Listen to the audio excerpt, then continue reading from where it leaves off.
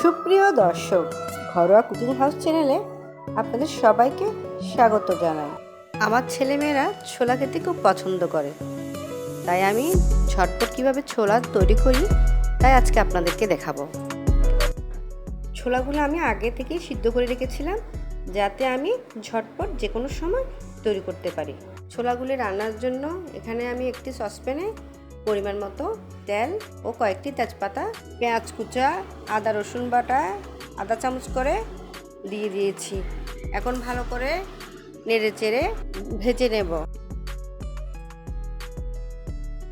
তারপর দেব আধা চামচ হলুদের গুঁড়া, আধা চামচ ধনিয়ার গুঁড়া, আধা চামচ জিরার গুঁড়া দিয়ে ভালো করে কষে নেব যতক্ষণ পর্যন্ত মশলার গন্ধ চলে না যায়। আমি স্বাদের জন্য একটি আলু আগে থেকে সিদ্ধ করে রেখেছিলাম। আলুটি আমি ছোট ছোট করে কেটে মশলার সাথে ভালো করে কষে নিচ্ছি। তারপর সিদ্ধ ছোলাগুলো মশলার সাথে ঢেলে দেব। তারপর ভালো করে নেড়ে চেড়ে কিছুক্ষণ ভাজবো যতক্ষণ পর্যন্ত না মশলার গন্ধ চলে না যায়। ও আমি তো ভুলে গিয়েছিলাম আসল জিনিস লবণ দিতে। এখন লবণ দিয়ে ভালো করে আমি ভেজে নেব।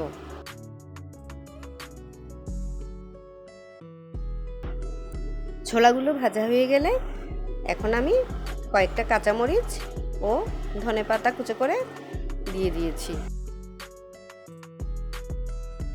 এই তো এখন আমার ছোলার ডাল তৈরি হয়ে গেছে।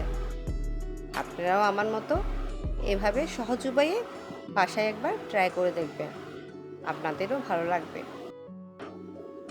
আমার এই সহজ উপায়ে রান্নাটি আপনাদের ভালো লাগলে অবশ্যই একটি কমেন্ট করবেন। যদি ভালো লেগে থাকে একটি লাইক ও সাবস্ক্রাইব দিয়ে আমার চ্যানেলের পাশে থাকবেন।